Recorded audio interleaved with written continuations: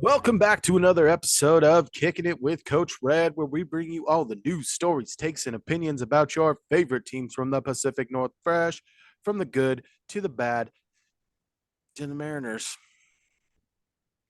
Let's not talk The about the Mariners right Mariners. now. We're getting some smoke on social media Sure about our are. our Mariner stuff, but don't worry, we'll talk about the Mariners next week. We are going to dive into a team that, because Cain's not the biggest college football guy, we've kind of stayed away from a little bit. But when historic Sorry. things happens, you talk about historic things. I So did watch the last three games. So there's that. we're going to be talking about the college football playoff bound Yes. Washington Huskies, number 2 in the nation right now. But before we get into that, why don't Undefeated. I Woof woof. you need to stop interrupting me, big guy. If we're getting ready to do the intros, chill it up, big guy. All right. Before we get too far into that, why don't I tell you a little bit about us?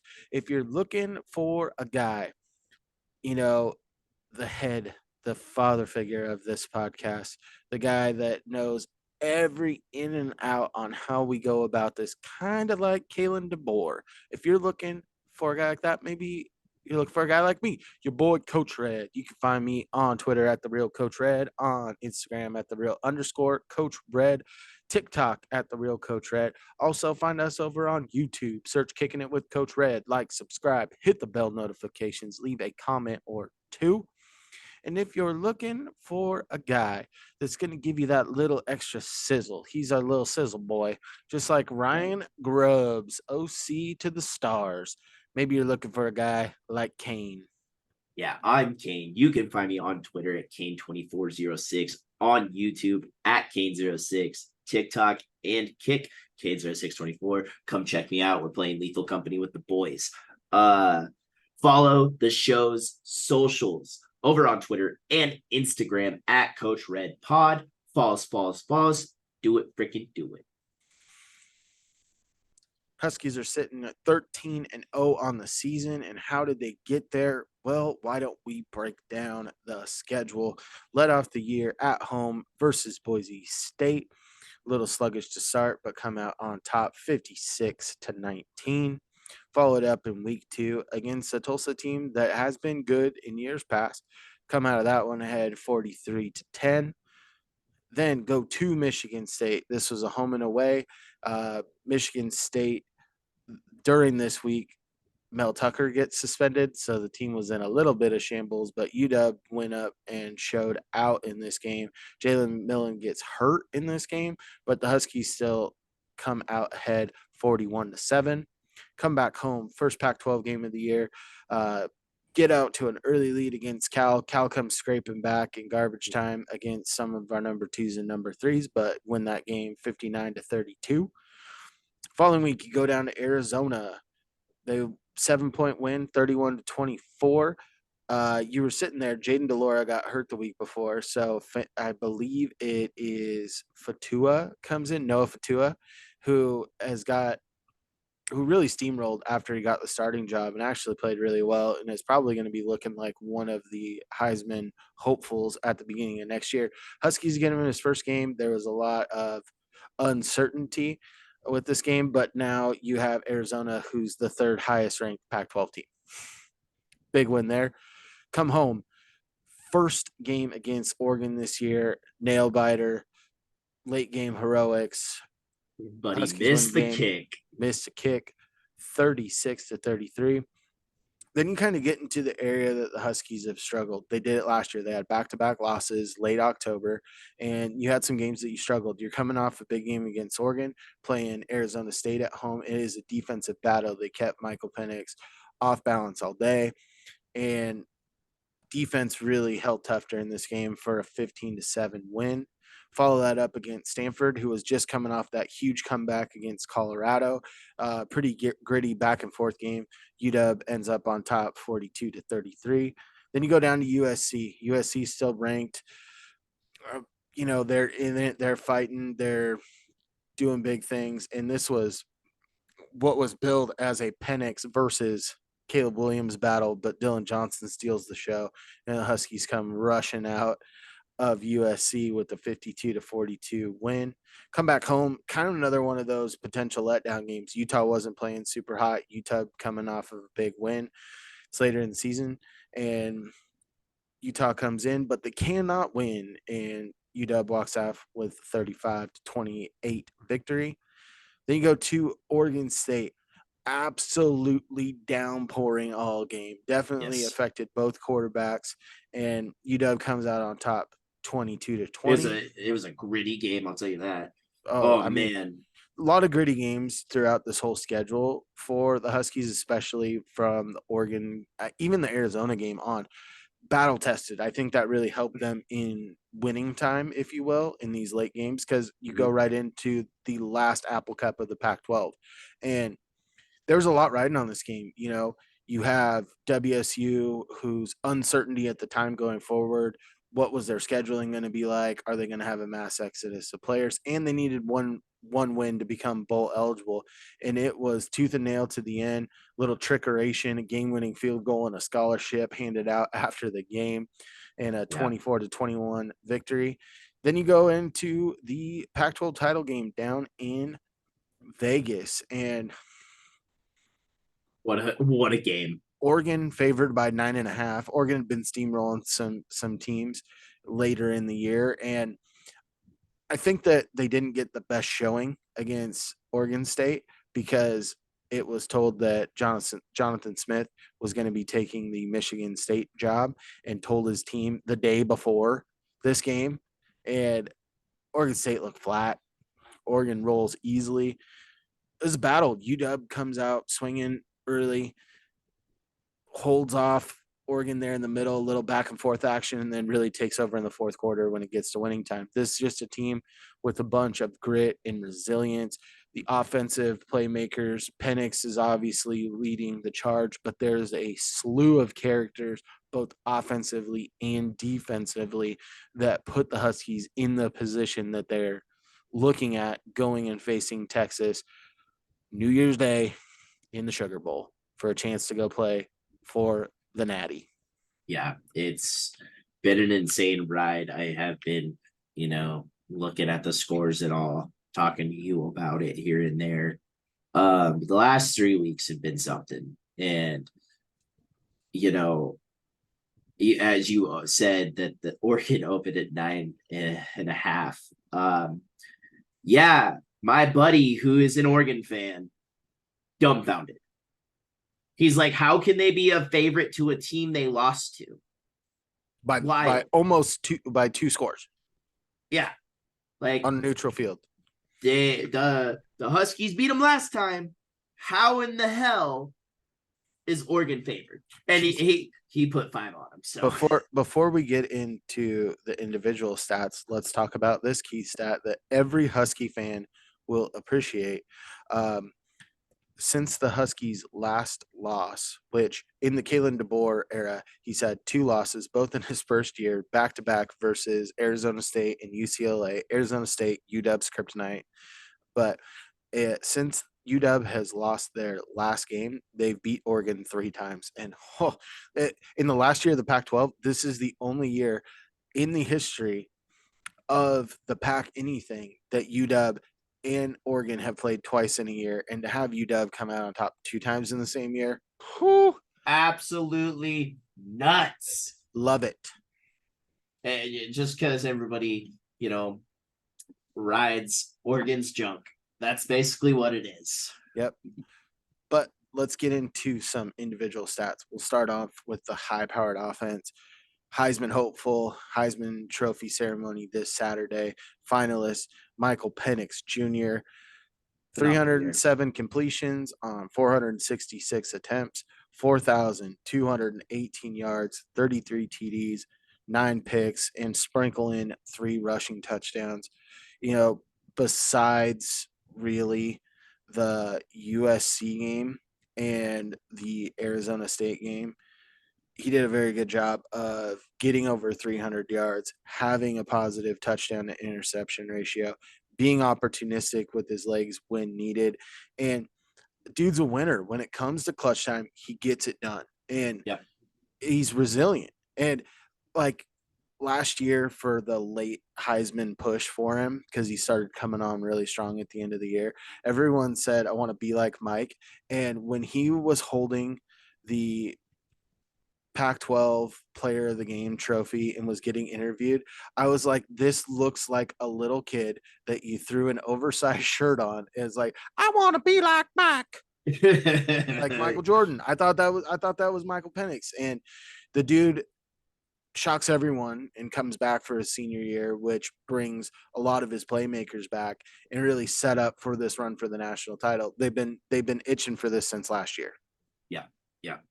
He has been absolutely amazing outside of 2 games, but the 2 games don't really matter because they're still undefeated. Um, but from what I saw, he has been great. He does struggle at times, but he usually bounces back at some point in the game, and it's usually when they need it most, honestly.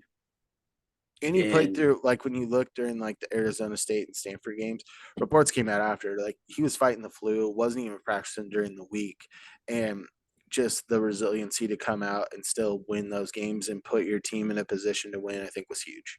yeah, exactly. A guy that I didn't think was going to be this prolific of a rusher, Dylan Johnson, kind of built in, Yeah, coming as a tough nosed runner, but a primary pass catcher out of the backfield, coming from the Mike Leach system when it was the didn't air look raid. like it. Oh, the tides turned early in the season. They were kind of mixing it up, but as soon as that USC game hit, Dylan Johnson went ham. He finishes the year with 201 carries, 1,113 yards on the ground, 14 TDs. He also sprinkled in 19 catches, which I thought was lower than I expected for 148 yards.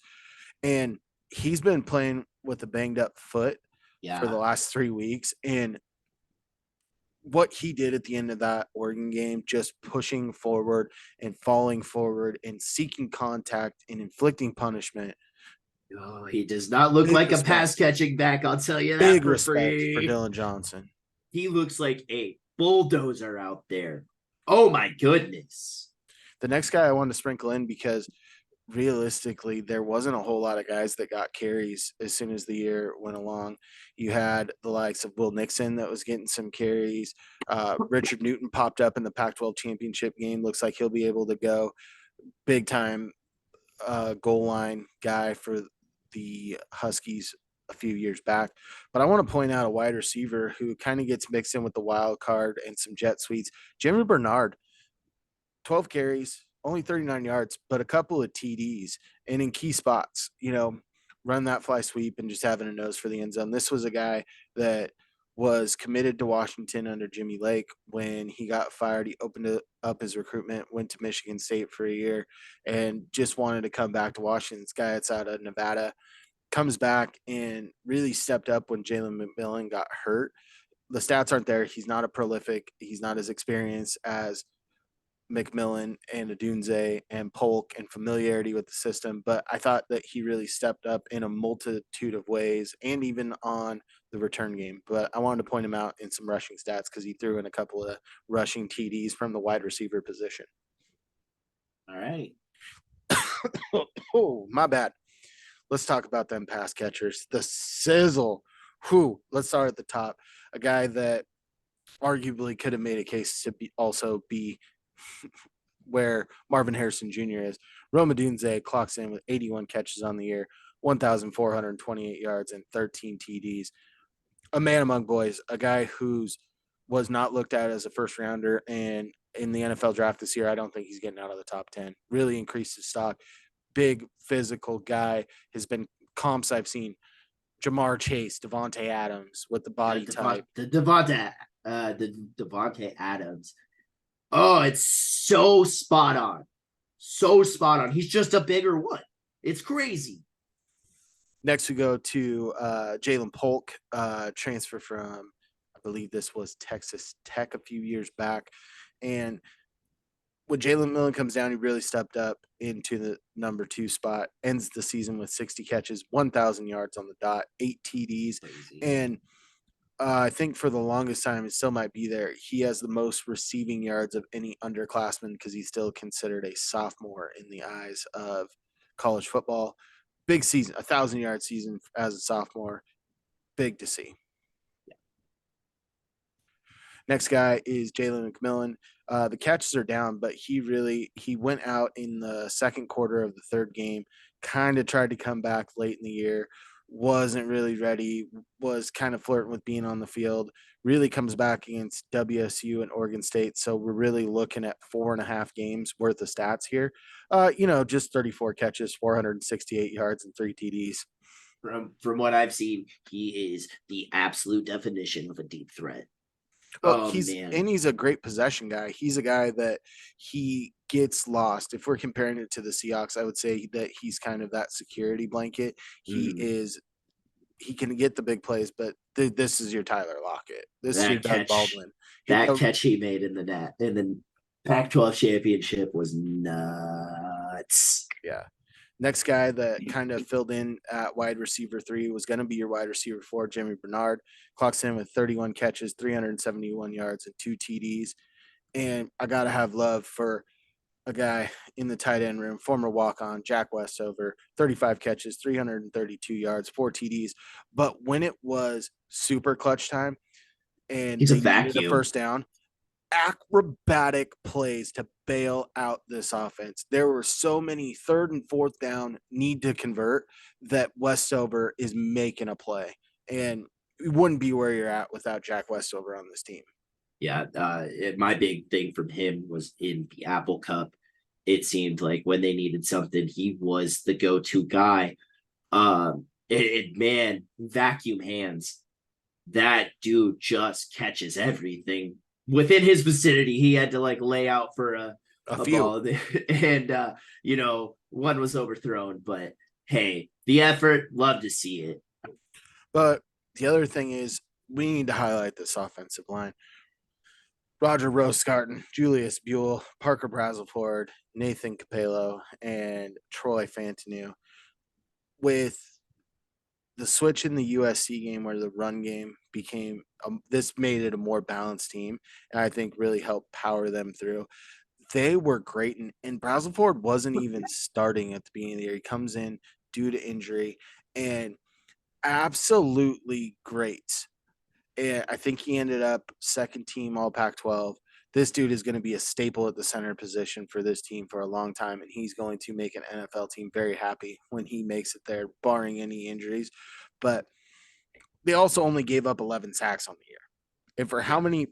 For 446 pass attempts. That's just by Penix. I didn't even throw in garbage time by Dylan Morris. But mm. you're looking at damn near 500 dropbacks and being sacked 11 times on the year. And there are some players in the Pac 12 that can get after the quarterback. And Mm. this line performed admirably and stellarly. They're up for one of the best line for the award for the best line in college football right now. Big Yes, ups to they that are. offensive line. And I heard that one of their players, like I think it's the Troy guy. Troy They, Fantanu. yeah, they're saying that he is a super stud and he is also going to be a high draft pick. Yep, looking like potentially a first round pick. Yeah. So love to see Got that a too. handful on this team. Let's hop over to the defensive side. I just wanted to highlight a few guys that I thought really stood out. First one is going to be Braylon Trice. Gets 5 sacks on the year, 41 tackles, but leads the NCAA in pressures with 68 on the year. He led the NCAA last year with 70.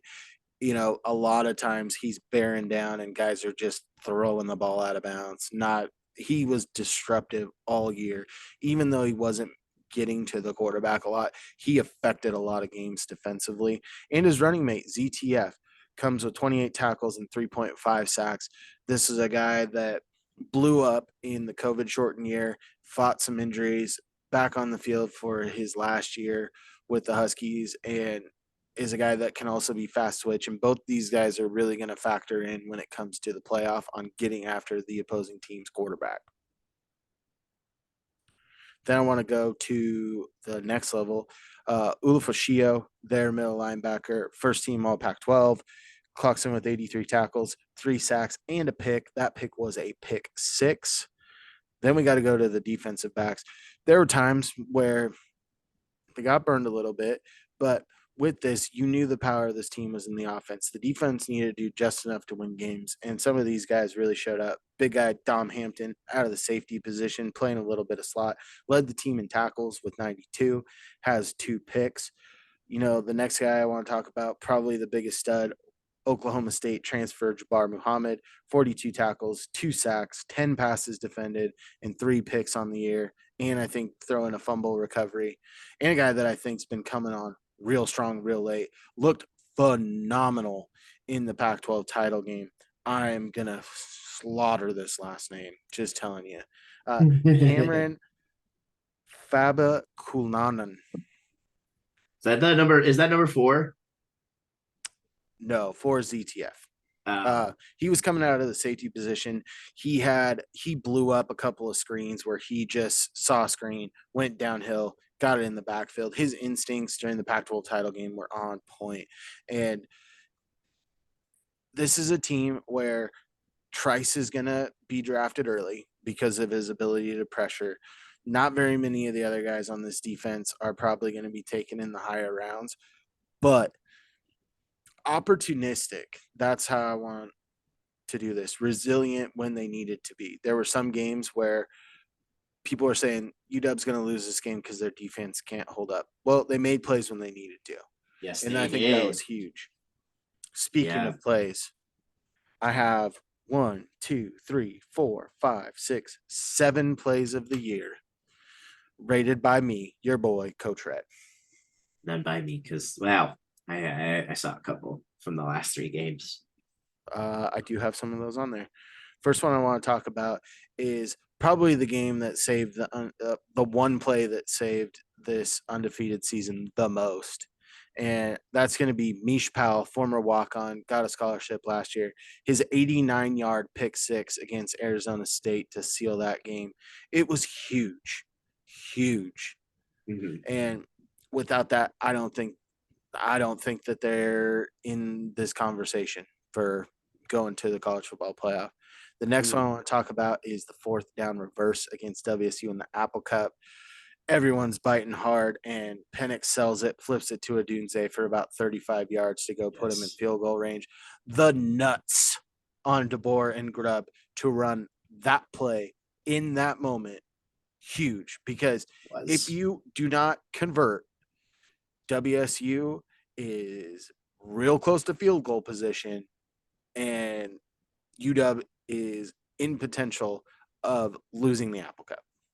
Yeah, that was my trap game for the Huskies coming into it because last Apple Cup, it's going to be a bloodbath, which it kind of was. And it's the rivalry, it's who dominates Washington in terms of football, right? And for them to do the things they did in that game to come out on top, it was just nuts. Next play I've got is from the regular season game against Oregon. Roma Dunze and Michael Penix hooking up for a touchdown to retake the lead with $1:38 left. It was a quick score, almost too quick. Luckily, Oregon's kicker pushed the field goal, but to put this into OT. But those two are just on another level, and it was awesome. Awesome, awesome, awesome. My next play is going to be probably the most emotional play for the year. ZTF Zion Tuafulolu, I believe. I butchered. Sounds close. Call him ZTF.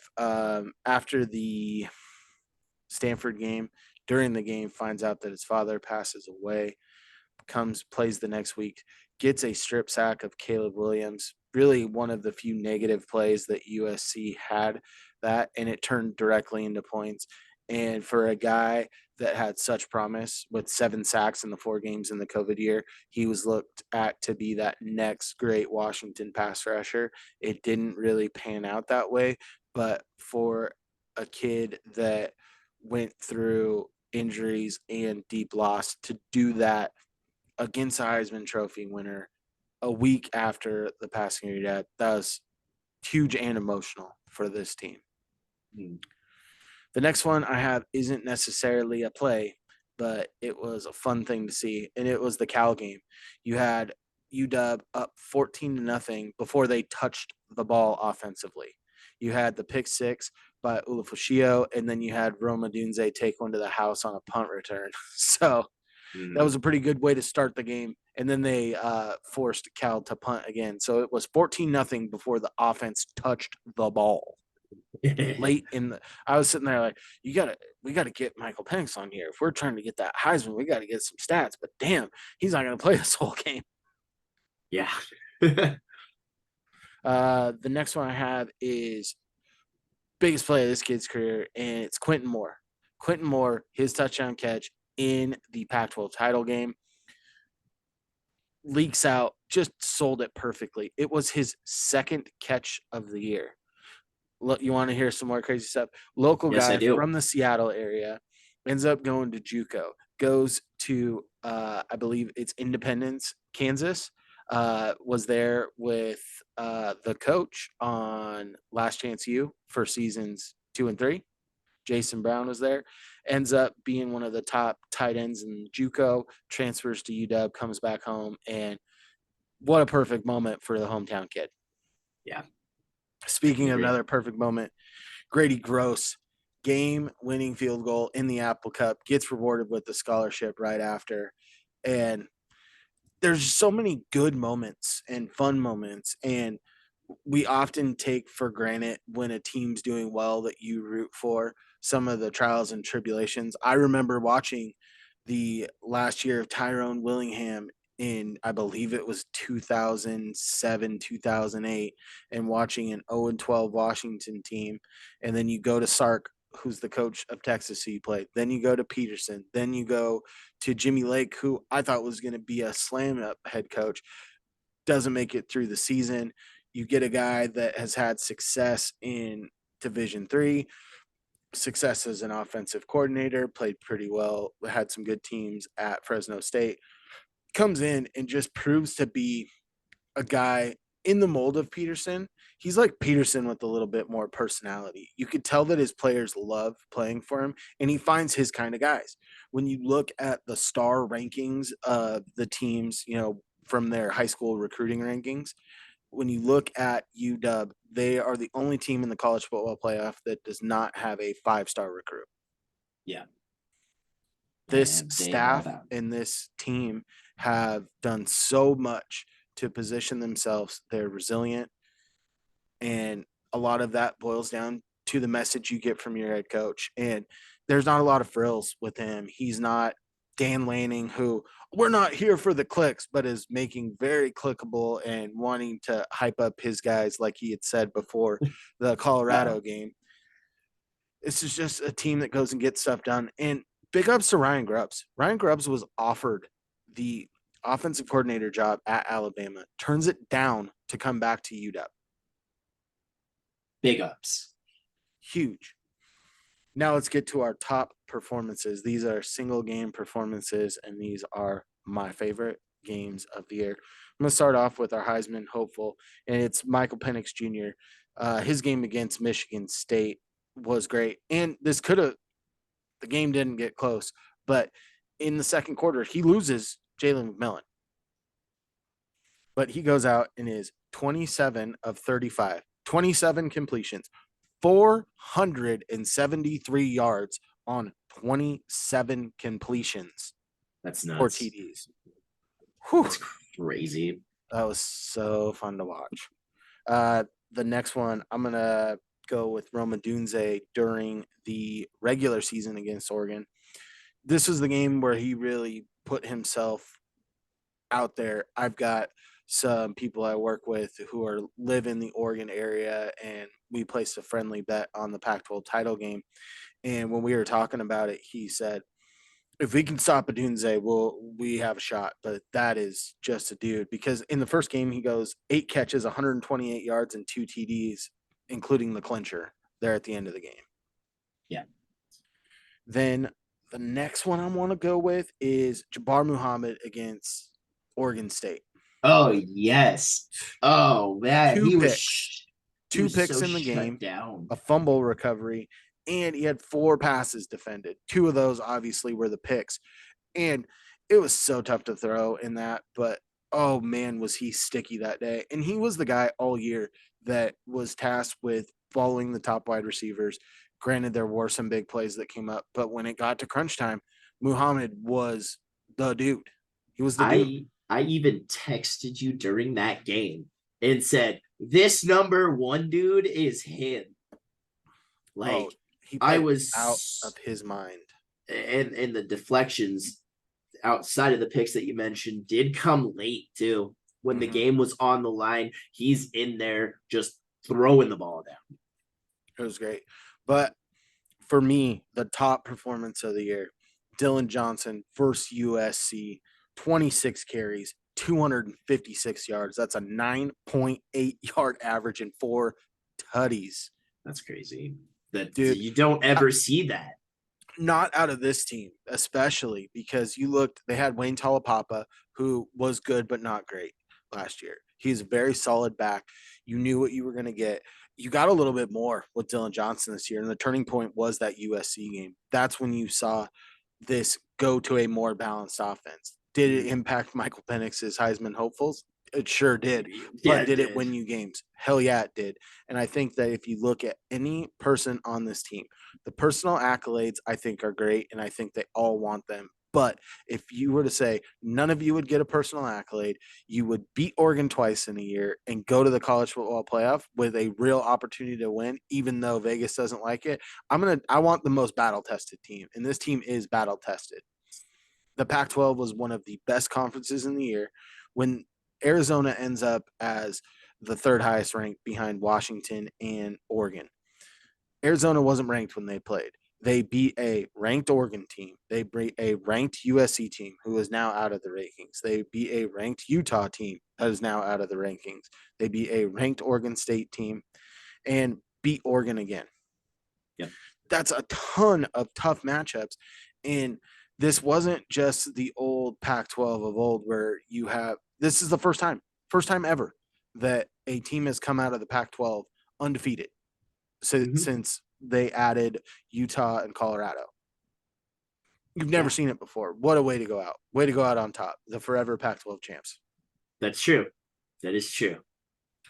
And it was just a fun season to watch, but it's not over yet.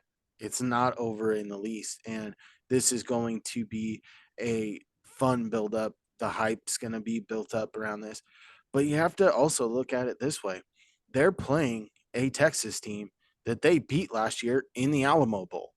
They Quinn did. Ewers played in that game. They sure Bijan did. Robinson did not. Roshan Johnson did, who's playing on Sundays for the Bears right now. Yeah.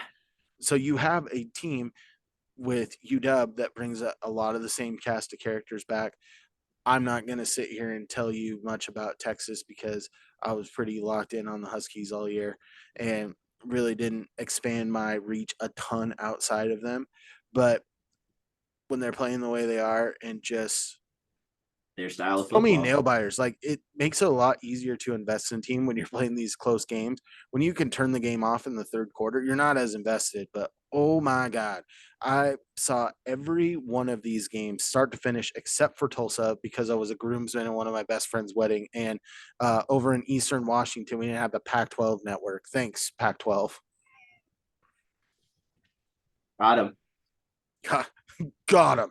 If you want some more zingers like that, why don't you give me a little follow on social media? You can find me on Twitter at the real Coach Red, on Instagram at the real _ Coach Red, also on TikTok at the real Coach Red. Hop on over to YouTube, search the show Kickin with Coach Red, like, subscribe, hit the bell notifications, leave a comment or two. Cain, where you at? You can find me on Twitter at Cain2406, on YouTube at Cain06, TikTok and Kick, Cain0624. Also follow shows, socials over on Twitter and Instagram at Coach Red Pod. Follow us. Do it, freaking do it. And as always, stay fresh. Stay fresh, peeps. Peace.